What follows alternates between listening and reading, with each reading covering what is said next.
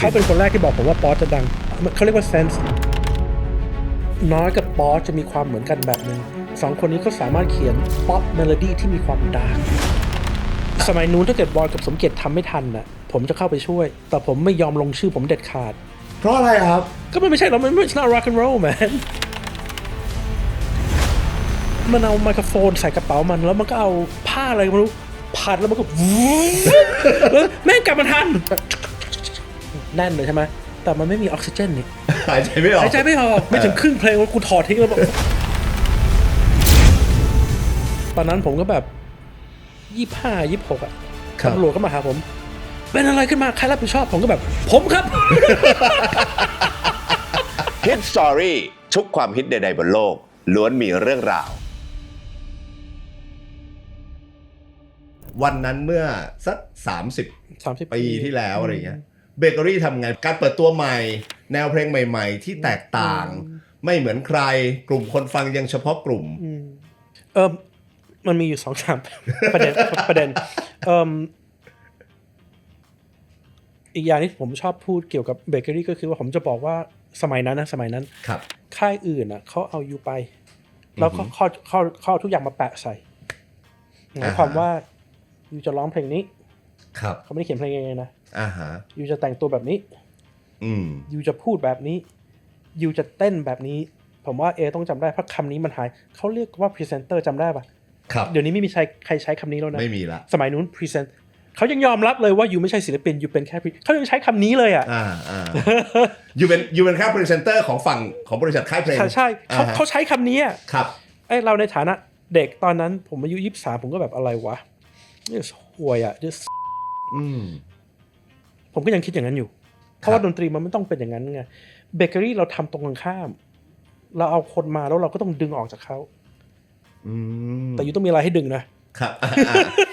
ยูต้องมีของอ่ะเราสวิตช์เตอร์เสร็จเราก็เอาคนมาเราก็ดึงออกแล้วทุกอย่างคือสัญชาตญาณหมดเลยอะในการทำเบเกอรี่ตอนนั้นหมดเลยสัญชาตญาณ 95% 2-3 ปีก่อนผมไปกินข้าวกับพี่นิกครับแกออกมาจากแกรมมี่แล้วใช่ไหมครับก็นั่งคุยกันพี่นิกก็แบบโอ้ยสุกี้สมัยนั้นแกรมมี่เขาศึกษาพวกยูใหญ่เลยผมก็บอกพี่นิกมันไม่มีอะไรให้ศึกษา It's the truth นี่คือเรื่องจริงเพราะทุกอย่างมันคือสัญชาตญาณแต่ว่าตอนผมดูย้อนกลับไปอ่ะผมสมเกียรติกับบอยก็เป็นเด็กที่ไม่โง่อ่ะเราก็พอคิดเป็นอ่ะเราก็พอรู้ว่าผมยกตัวอย่างที่ผมใช้บ่อยๆเลยนะModern Dog ชุดแรกผมเป็นคน mix แล้วสมัยนั้นผมก็ไม่เข้าใจว่าทำไมเพลงไทยทุกเพลงแม่งดนตรีอยู่ตรงนี้เสียงร้องอยู่ตรงนี้ไปฟังเลยครับถึงวันนี้ก็ยังเป็นอยู่Why มันนึกภาพเหมือนตามร้านอาหารสมัยก่อนอ่ะสมัยผมเด็กๆแล้วพ่อกับแม่พาไปอ่ะที่แบบจะมีดนตรีแบบอยู่บางๆแล้วเสียงร้องดังๆคือสำหรับผมมันผิดน่ะใช่ไหมทำไมวะโอเคผมก็เลยเราจะถ้าเกิดจะไปฟังชุดนั้นน่ะมันหลายเพลงแม่งเสียงดนตรีดังกว่านะแต่ผมก็ เรียนรู้ว่าคนไทยชอบฟังเนื้อเพลง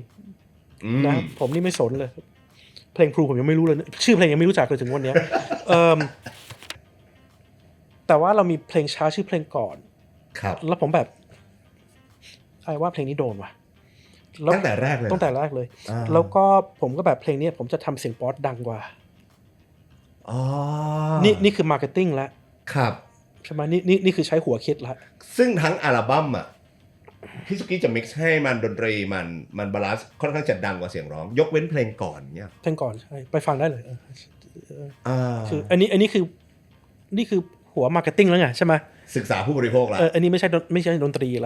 แล้วตอนนั้นผมก็23-24เองนะก็คือผมว่าพวกเราก็ไม่ใช่เด็กโง่อะเราก็พอรู้ว่าอะไรครับอะไรคืออะไรอะแล้วก็ทำไมเบเกอรี่สำเร็จ it's just luck มันคือโชคอย่างเดียวเลยเพราะว่าผมชอบร็อกบอยชอบเพลงหวานของเขาอะนะเรียกว่า love song เรียกไม่ถูกลี่สมเกียรติชอบแดนซ์ถ้าเกิดผมชอบคลาสสิคอลบอยชอบแจ๊สลี่ชอบบลูส์เราเจ๊งไม่นานแล้ว ไม่มีใครฟัง ครับ บังเอิญสิ่งที่เราชอบอะตลาดมันรับ ใช่ so that's just luck นั่นคือโชคอย่างเดียวเลยอะใช่ไหมครับแล้วก็คนที่สำคัญที่สุดในค่ายเพลงคือ A&R man อันนี้หลายคนไม่เข้าใจไม่รู้ด้วย ครับ ถึงวันนี้หลายคนก็ยังเข้าใจผิดอยู่A&R man คือแมวมอง อือหือ นั่นคือ A&R man คนที่รู้ว่ารถของเบเกอรี่อ่ะคือสมเกียรติ ครับ คนที่ไม่รู้จักสมเกียรติจะมองเขาเป็นเจ้าพ่อเพลงแดนซ์ อ่าฮะ จริงๆความสามารถของสมเกียรติอันดับหนึ่งคือ A&R คือการมอง เขาเป็นคนแรกที่บอกผมว่าป๊อตจะดัง อ๋อ แล้วตอนทำอัลบั้มเสร็จเนี่ยสมมติบอยทำเพลงเสร็จมา10 เพลงจากเมืองนอกสมเกียรติมึงตัดเพลงนี้ก่อน อ่าฮะ คือมันรู้อ่ะเขาเรียกว่า sense ครับ ซึ่งอันนี้มันเป็นสิ่งที่บ้านเราไม่ค่อยเราไม่ค่อยคุยประเด็นนี้กันนะประเด็น ซึ่ เรื่อง งอย่างนี้ซึ่งถ้าเกิดฟังพี่โจกี้อย่างนี้มันก็เรียกว่ารักไม่ได้ละมันก็เรียกว่ารักไม่ได้อะมันก็คือ talent อะไรบางอย่างที่พี่ๆ3 คน มัน it's called sense คือทั้งโลกมันก็ผมเพิ่งอ่านสัมภาษณ์เมื่อเช้านี่เองทอมัสชื่ออะไรไอวี่คนออกแบบ iPhone ครับ คนออกแบบที่เขาลาออกไปแล้วอะคนอังกฤษอะ ครับ อะไรไอวี่ใช่ไหม ใช่ แล้วเขาเพิ่งพูดเมื่อเช้านี่เขากำลังทำธุรกิจเขาก็บอก I believe my intuition the most I เชื่อใน sense มากที่สุด ซึ่งเบเกอรี่ทำสิ่งนั้น 100% เลยสมัยนั้น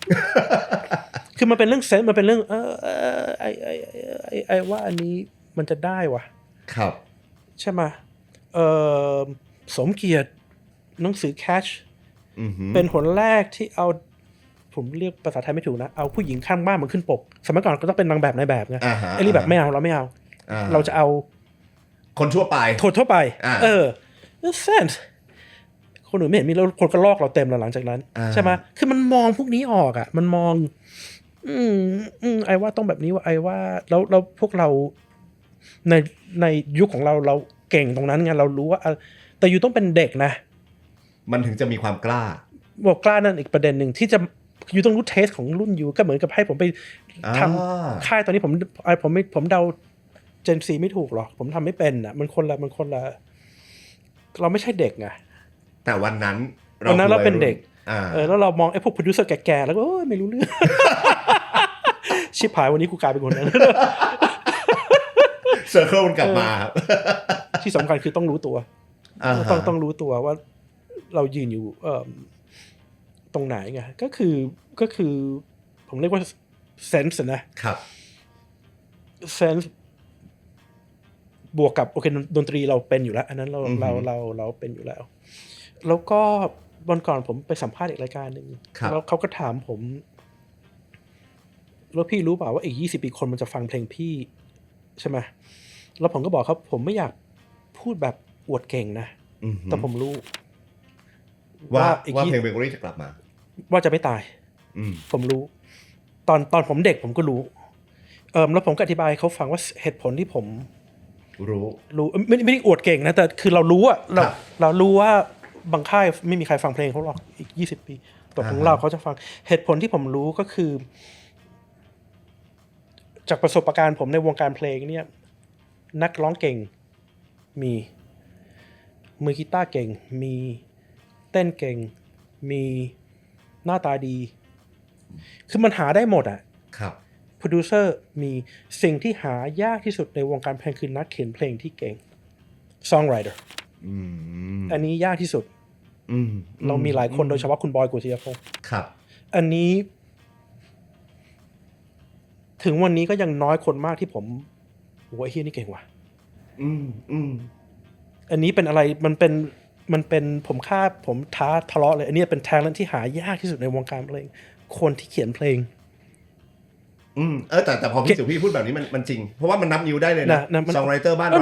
นับได้เลยนะแล้วผมก็จะพูดกลับเลยนะผ่านไป20 ปีผ่านไป40 ปีเราจำอะไรเราจำเพลงเฮ้ยใคร mix ว่าใครแต่กูจำเพลงครับอันนี้ได้ใช่ไหมฮะแล้วเพลงคือสิ่งที่สำคัญที่สุดในวงการเพลงคือเพลงครับเพราะว่าถ้าเกิดเพลงยูห่วยเนี่ยยูจะเอาใครมาร้องแม่งก็ห่วยยูจะไป mix มึงนอกก็เปรียบเหมือนกับบทหนังไงมันคือถ้าเกิดบทหนังมันห่วยนะยูเอาฮอลลีวูดทุ่มพันล้านมันก็หนังห่วยอ่ะเพราะบทมันห่วยไง ครับ เลย it's the same thing เพลงมันคืออยู่ต้องเพลงอยู่ต้องได้อะแล้วที่เหลือมันจะเสริมแล้วผมเชื่อว่าเพลงเราดีอะผมเชื่อว่าเพลงอาจจะ bias นะอันนี้จริงแต่ผมเชื่ออย่างนั้นวันก่อนผมไปดูคอนเสิร์ตโตตอนผมไปคอนเสิร์ตของพวกเราผมจะนั่งอยู่ข้างเวทีแล้วก็นั่งดูนิสัยเดิมมานั่งดูตรงนั้นผิดแล้วทุกทีที่ผมจะทึ่งก็คือวันนั้นโตเล่นประมาณ50เพลงคนดูร้องได้ทุกเพลงมันคือเพลงมันคือเพลงมันคือเพลงใช่ปะตอนนี้ยังไงเดี๋ยวเด็กมันโกรธผมแต่ยังไงผมก็จะพูดจะบอกว่าเพลงของเรากับเพลงของเด็กรุ่นใหม่อะไรมันดีกว่ามันแล้วแต่เจนครับแต่สิ่งที่ผมพูดได้นะเพราะมันคือ fact ถ้าเกิดอีก20ปีคนเขายังร้องเพลงอยู่อ่ะโอเคถ้าเกิดไม่ร้องอยู่ก็ไม่โอเคคนลืมไปแล้วเพลงห่วยเวลามันพิสูจน์เองอ่ะเวลามันไม่โกหกอ่ะ10 ปีก่อนอ่ะแม่มันเริ่มตายแล้วนะฮะบนดินน่ะครับมุมมองผมนะวงการเพลงไทยเนี่ยมันไปพีคอยู่ที่ Big Ass Body Slam เขาคือรุ่นหลังจากพวกผมครับแล้วก็มีเขาพีคอยู่ตรงนี้มานานมากเลยแล้วไม่มีใครขึ้นมาreplace ได้ครับช่วงนั้นผมทำเฟสติวัลงั้นแล้วตอนผมจะจ้างผมกับอะไรวะมันไม่มีตัวใหม่อ่ะแล้วผมก็บอกว่าผมยังจำได้ผมคุยถึงนี่เป็นเรื่องไม่ดีนะวงการเพลงมันจะตายนะครับเพราะมันก็จะติดอยู่ตรงเนี้ยมันไม่มีคนอื่นขึ้นมานี่คือประมาณ10 ปีก่อนครับแล้วอินดี้ก็หายไปเลยอินดี้กลายเป็นใต้ดินอ่ะมันคือ underground น่ะมันผมเรียกว่าใต้ดินมันไม่ใช่อินดี้มันคือ underground ครับแต่ผมมีความรู้แบบที่เอพูดผมมีความรู้สึกว่า5 ปีหลังเนี่ยมันเริ่มกลับมาครับไอ้วงที่มันขึ้นไปอยู่ตรงนั้นเลยอ่ะผมเรียกว่าเขาสุดท้ายนะมันก็เริ่มมี Three Man Down Telly Bird มันเริ่มมีใครขึ้นมาเล่น Impact ได้ก่อนหน้านี้ไม่มีไม่มีเลยแต่5 ปีหลังเริ่มเห็นสำหรับผมว่ามันเป็นเรื่องดีไม่งั้นวงการมันชิบหายดิวงการมันก็ติดนะมันไม่ไปไหนอ่ะเลยผมว่ามันเป็นเรื่องดีที่มันต้องมีวงขึ้นมา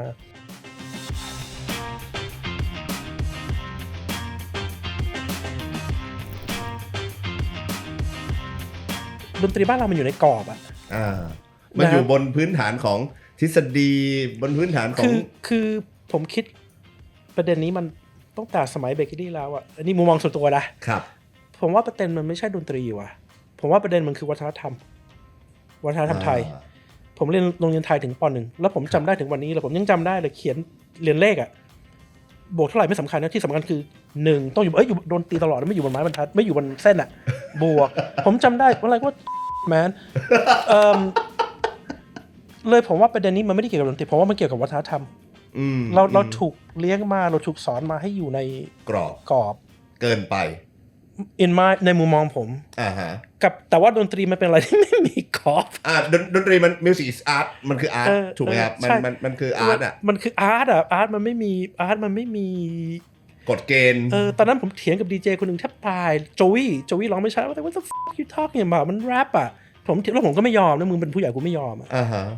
ผมเป็นเด็กที่กวนตีนมากครับไม่ยอมอ่ะ no you're wrong มึงผิดก็โจเขาร้องแบบนี้มันผิดตรงไหนอ่ะครับบ้า pronounce ผิด no it's hip hop man มันยังไงก็ได้อ่ะถูกไหมใช่ใช่แล้วผมก็มีความรู้สึกว่าพักหลังนี้มันเริ่มกลับไปที่กรอบว่ะเท่าที่ผมฟังนะมันเริ่มแบบทำไมมันแต่อันนี้มันภาษากีตาร์นะผมไม่รู้พูดไปผู้ชมบางคนอาจจะไม่เข้าใจแต่ปัญหาใหญ่เลยแหละเพราะผมคุยกับมือกีตาร์สมัยใหม่เนี่ยมันใช้มอดูเลอร์กันหมดแล้วมันคือดิจิทัลใช่ไหมผมเกลียดมากนะไม่ชอบเลยเพราะว่ามันสู้หลอดไม่ได้ในมุมมองผมโอเคไม่ใช่ความจริงมันสู้แอนาล็อกไม่ได้นะแต่ผมเพิ่งอ่านอันนึงเขาพูดถูกว่าเขาพูดเพราะอันนี้ไม่ใช่เมืองไทยนี่คือทั่วโลกไอ้คนนี้พูดว่าแต่เด็กรุ่นใหม่มันโตมากับตรงนี้ไงมันก็เลยไม่รู้ว่าผ ผมกำลังอยากจะแชร์ว่าหรือมันเป็นเรื่องของที่พี่สุกี้พูดตั้งแต่แรกมันคือ generation มันคือเจนด้วยครับแต่ว่า analog ดีกว่า analog ดีกว่าI'll tell you why ผมอธิบายว่าทำไมครับผมเพิ่งเจอน้องคนหนึ่งเล่นให้โตครับแล้วบังเอิญเขาเป็นคนทำเขากำลังทำอุปกรณ์ให้ผมอยู่ของผมมันอลังการมากมันค่อนข้างผมก็พูดกับมันเฮ้ยอาร์ตแล้วกูจะขนของยังไงคือเราก็ยอมรับว่าดิจิทัลมันง่ายนะมันขนไปแค่นี้แล้วแต่เสียงมันห่วยอ่ะแล้วไอ้น้องคนนี้มันก็แบบใช่พี่สุกี้ผมปวดหัวมากเลยว่าทุกคนบังคับให้ผมเป็นแบ็คไงผมต้องทำตามเขาสั่งมาทุกคนบังคับให้ใช้มันเสียงผมไม่ชอบเลยพี่แต่ว่ามันง่ายนะฮะแล้วน้อยมันไปร้องอ่ะน้อยมันไปร้องคอนเสิร์ตโตแล้วไอ้อาร์ตมันก็ต้องแกะเพลงพลูครับพี่ผมแกะมาแทบตายแต่ตอนขึ้นเวทีแล้วมันไม่ออกอ่ะทีนี้มันภาษากีตาร์แล้วไงมันไม่พุ่งออกไปพี่มันติดอยู่แล้วมันจะเป็นแบบนี้แล้วผมจะบอกว่าทำไมหลอดดีกว่าแล้วมือกีตาร์จะเข้าใจภาษากีตาร์เขาเรียกว่าลำโพงมันจะมี air มันจะมีฟีดแบ็กอยู่เล่นดิจิตอลมันไม่มีมันไม่ตีกลับมาหาเราครับใช่ไหมฮะมันไม่สามารถมันจะมีความถี่ที่ยังไงมันก็ทำมันดีมากนะครับดิจิตอลสมัยผมนี่คือไม่ต้องไปแตะเลยมันห่วยเลยอะสมัยนี้มันดีขึ้นมาเยอะแต่ว่ามันจะมีความถี่ที่มันท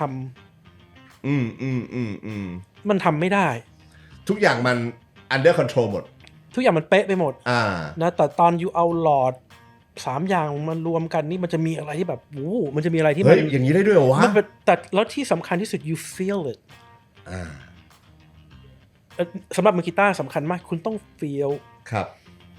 สิ่งที่คุณเล่นไอ้ดิจิตอลมันไม่ feel อ่ะแต่มันก็ดีมันก็ผมเล่นอยู่ตัวนึงมันก็ใกล้มากมันก็น่ากลัวมันใกล้จนน่ากลัวแต่มันไม่ you don't feel it ครับแล้วคนหลายคนก็จะพูดว่าไม่เห็นสำคัญเลยเพราะว่าคนดูไม่รู้ซึ่งคือเรื่องจริงคนดูไม่รู้แต่เรารู้แล้วถ้าเกิดเรารู้เราเล่นไม่ออกเพอร์ฟอร์มมันออกไปก็ไม่ดีอันนั้นแหละคือคนดูจะรู้คือเราเล่นไม่ออกอ่ะถ้าเกิดซาวมันซาวมันไม่ใช่อ่ะครับคือเพลงไทยนะเอากันตรงๆนะเถียงได้นะครับมันก็เพลงฝรั่งนั่นแหละนอกจากไทยเดิมนั่นน่ะคือเพลงไทยครับลูกทุ่งนั่นคือเพลงไทยแต่เพลงป๊อปเรียกว่าป๊อปแล้วกันเพลงป๊อปไทยอ่ะนะมันก็คือเพลงป๊อปฝรั่งนั่นแหละทั่วโลกนั่นแหละมันคือป๊อปฝรั่งนั่นแหละครับและคนที่สามารถเขียนทำนองฝรั่งแล้วเอาภาษาไทยไปใส่แล้วให้มันลื่นที่สุดคือบอยโกสิยพงษ์อันนี้จริงไม่มีใครทำสู้บอยได้คือมันลื่นอ่ะมันไปแล้วมันภาษามันคือผมฟังเพลงไทยผมรู้เลยว่านี่สมัครเล่นเขียนรู้เลยผมจะฟังแล้วผมจะรู้เลยอันนี้ไม่ใช่มืออาชีพเขียนเพราะคำมันจะไม่ลื่นอ่ะมันจะพิการอ่ะyou can tell แต่ของบอยนี่แบบไม่รู้มันคิดออกมาได้ยังไงมันคือพรสวรรค์ของเขาอ่ะมันน้อยครับคนคิดถึงน้อยคนคิดถึงเต้นกระโดดนู่นกระโดดนั่นบ้าบอคอแตกใช่ไหมจริงๆน้อยเป็นนักเขียนเพลงที่เก่งน้อยเขียนเพลงพลูหมดดีมากนะฮะแล้วผมจะพูดอะไรอีกอย่างนะเพราะคนหลายคนก็ไม่เก็ตประเด็นนี้น้อยเล่นดนตรีไม่เป็นน้อยเล่นดนตรีไม่เป็นเลยเขาจะพกเครื่องอัดเทปครับถึงวันนี้มันก็ยังใช้อยู่ผมบอกน้อย iPhone อยู่ทำได้นะน้อยใช้ไม่เป็นใช้เครื่องอัดเทปแล้วมันก็จะหาเทปมันไม่เจอแบบชิบหายหาเทปไม่เจอแล้วตอนมันได้ยินเมโลดี้มันก็จะร้องใส่เครื่องมันแล้วผมก็ต้องจับคอร์ดไปใส่ คือพลูที่ทำงานกับหัวกระผางโอ้โหแล้วน้อยเพลงมันเป็นนักเขียนเพลงที่คนไม่รู้ไงพรสวรรค์ของน้อยทั้งหมดเลยอ่ะนักแสดงนักร้องนักเต้นผมว่าพรสวรรค์มันอันดับหนึ่งของมันคือนักเขียนเพลงมันเป็นนักเขียนเพลงที่เก่งมากแล้วคนไม่รู้คนไม่รู้ว่ามันเป็นคนส่วนมากจะเข้าใจว่าพี่น้อยคือฟรอนต์แมนอย่างเดียวใช่คนไม่รู้ว่าน้อยเป็นนัก เพลงของพลูน้อยเขียนหมดทุกเพลงบางอันอาจจะมีผมด้วยครับแต่เมโลดี้ของน้อยหมดฮะแล้วก็น้อยกับป๊อจะมีความเหมือนกันแบบนึงสองคนนี้ก็สามารถเขียนป๊อปเมโลดี้ที่มีความดาร์กจริงครับอันนี้จริงในฐานะคนฟังเพลงเมื่อไหร่มันมีความดาร์กมันจะลึกขึ้นแล้วมันจะดีฟลงไปหน่อยใช่ไหมสองคนนี้เขาสามารถเขียนป๊อปที่มีความมืดผสมไม่รู้ใช้คำถูกมานะมีความมืดผสมมันดิ่งจริงพอพี่สุกี้จับมาทีละจุดแล้วเอามาให้เห็นมันจริงครับมันจริงศิลปินเบเกอรี่ทั้งหมดเลยนะทุกคนเลยนะผมว่าติดที่สุดเลยนะคือโป้กับน้องชายผมไอ้น้อยสองคนนี้แม่งติดที่สุดแล้วคือพีคเลเวลก็คือผมน้องผมถึงวันนี้ผมก็ไม่เข้าใจมันนอกสองคนนี้มันติดที่สุดแล้วโป้กับน้อยฮะนะฮะมินนิ่งความติดคืออะไรครับหมายถึงว่าติดที่สุดในที่นี้หมายถึงเขาอยู่ในโลกของเขาแล้วติดมันแปลว่ามันเพียร์มากไอ้มือกีตาร์ที่ผมเพิ่งไปเจอที่เล่นให้โตเมื่อ2 อาทิตย์ก่อนเขาบอกผมว่าพี่สุกี้คืนนั้นมีนักร้องอยู่2 คนที่ผมรู้สึกว่าผมอยากจะเล่นให้เขาบอกว่าโป้กับน้อยเขาพูดมาผมก็แบบ interesting you said that เพราะว่าผมก็พูดมาตลอดว่าไอ้2 ตัวนี้มันมีความ pure ในความเป็นศิลป์คือน้อยมันเป็นอย่างนั้นจริงๆแล้วพี่โป้ก็ด้วยนะแล้วใช่ไหมคนอื่นจะเข้าใจน้อยนะผมยังไม่เข้าใจมันผมเป็นพี่มันใช่ไหมโตมาด้วยกันอยู่ห้องนอนเดียวกันโอเคถ้างั้นต่อไปเวลาผมมีโอกาสคุยกับพี่น้อยผมจะไม่พูดแล้วผมเข้าใจพี่น้อยก็คือว่ามันเขาแล้วโป้เขามีตรงนั้นครับแล้วก็กลับไปเรื่องเขียนเพลงใหม่โป้ก็มีวิธีเขียนเพลงของเขาที่ไม่เหมือนใช่ back to song it's always ลายเซ็นในการเขียนเพลงพี่โป้ชัดมาก it's always songwriting ผมจำได้ว่าตอนที่ผมกลับมาเมืองไทยใหม่ๆกับช่วงสมัยเบเกอรี่อันนี้แนวอะไรครับอันนี้ผมก็แบบทำไมมันต้องมีด้วยล่ะwhy ผมไม่เข้าใจมันก็คือสิ่งที่คือบ้านเราจะติดกับการคัดแยกกลุ่มประเภทเยอะไปเยอะโคตรเยอะโคตรเอาอย่างนี้แล้วกันคนแรกในชีวิตผมไม่เคยเจอมาก่อนจนมาเข้าวงการเพลงไทยอันนี้ค่ายแกรมมี่อันนี้ค่าย RS อันนี้ค่ายเบเกอรี่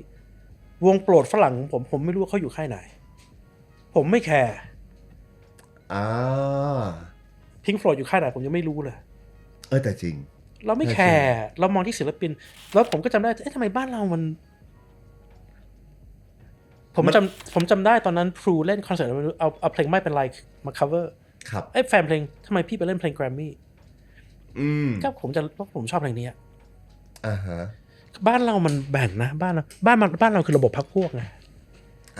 มันคือวัฒนธรรมไงมันไม่ได้เกี่ยวกับดนตรีเลยใช่ไหมมันคิดดูแล้วนะอันนี้เพิ่งคิดออกแล้วทำไมมันถึงต้องRS Grammy Bakery คิดทำไมมันอย่างนี้วะโดยที่ฝรั่งเราไม่เคยรู้เขาอยู่ถึงวันนี้ก็ไม่รู้เขาอยู่ค่ายไหน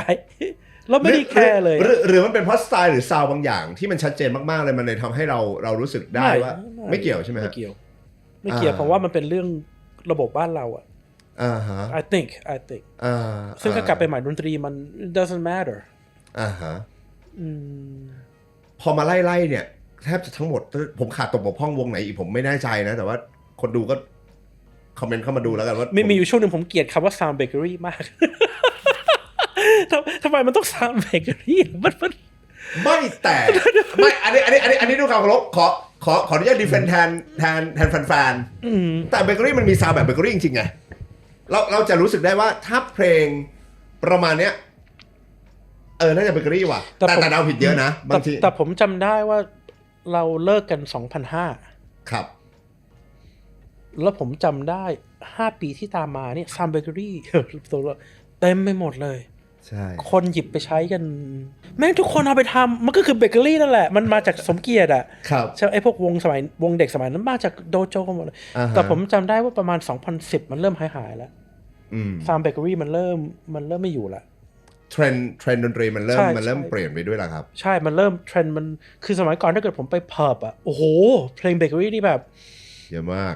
5 ปีหลังจากเราหยุดครับผมจำได้แต่หลังจากนั้นมันจะเริ่มฮะไม่มีละ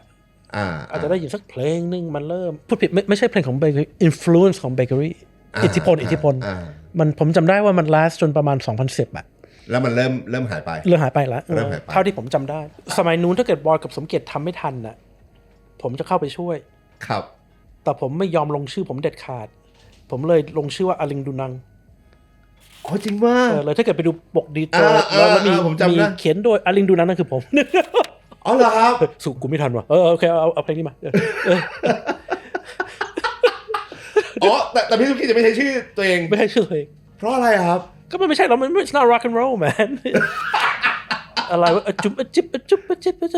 ฉันบอกว่าฉันไม่รู้อะไรแต่สุดท้ายก็เขียนได้ไงอะไรคือแล้วผมจำได้มีคนหนึ่งนะแบบบอยกูทำไม่ได้ว่ะมันเป็นเพลงของ TK แล้วผมก็แบบมันไม่ใช่สายผมแล้วผมก็เอาภาพมันมาตั้งตรงเปียโนตรงคีย์บอร์ดแล้ว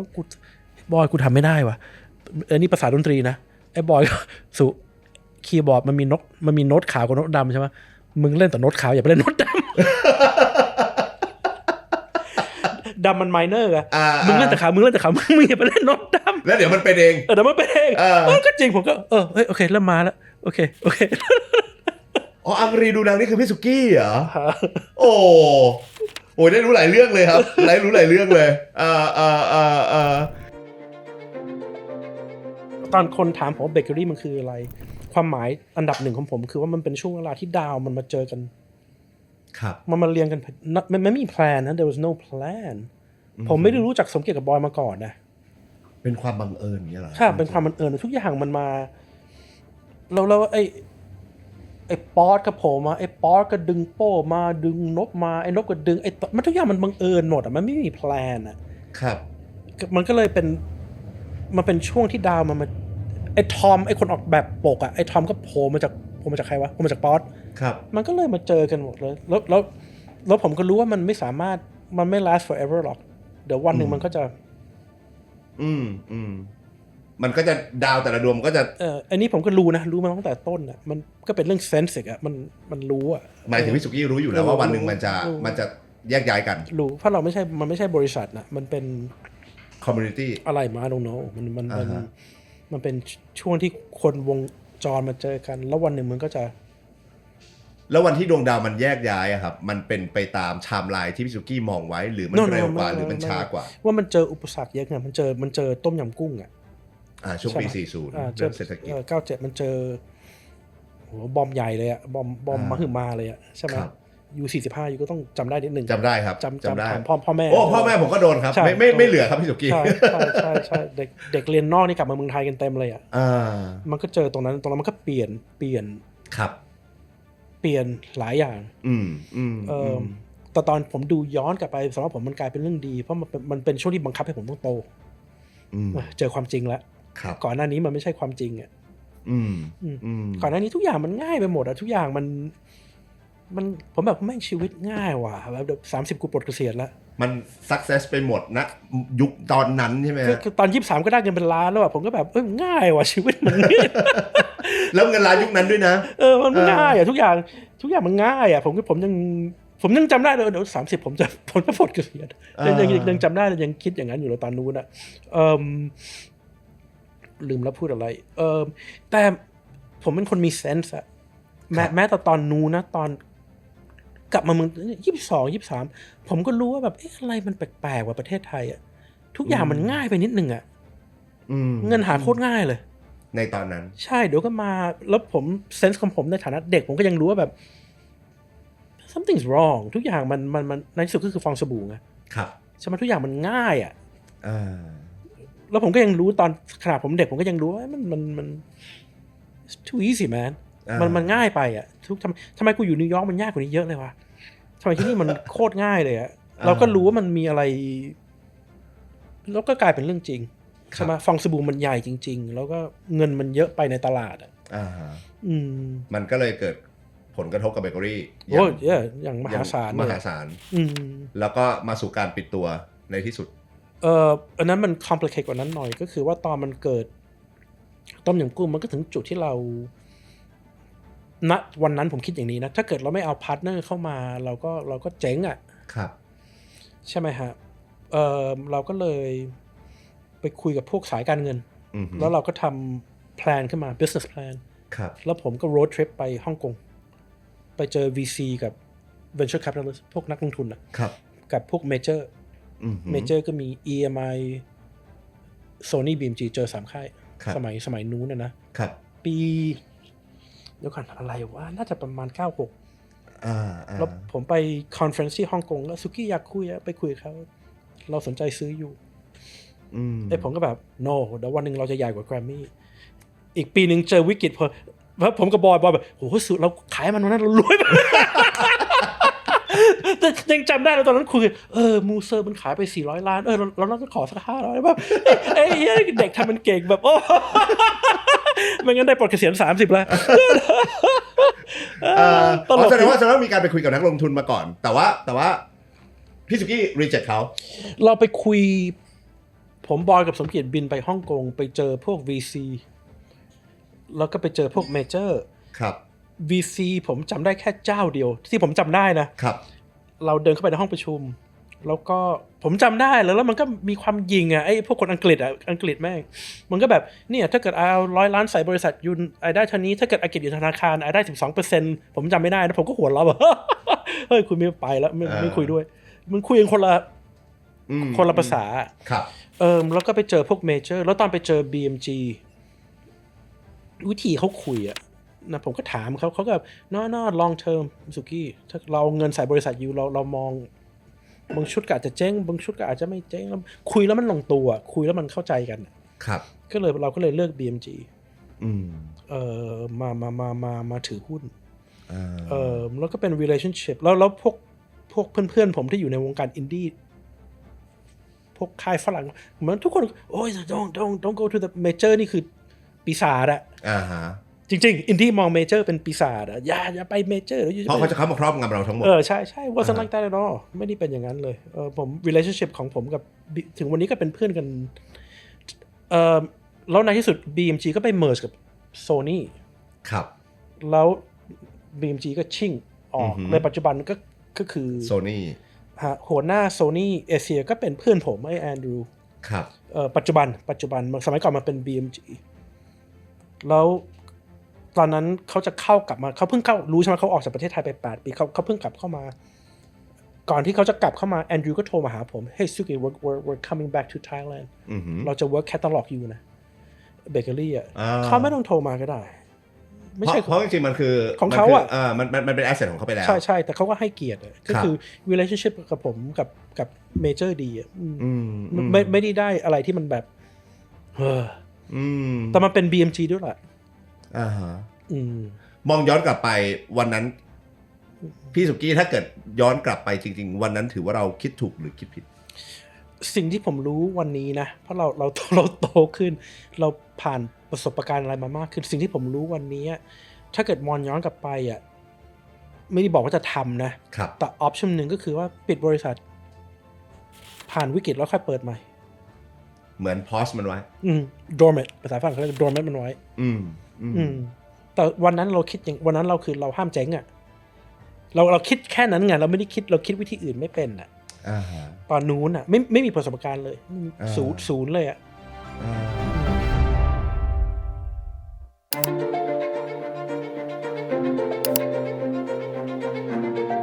มีกีตาร์ริฟไทยอันไหนบ้างที่คนรู้จักมากกว่าบุษบา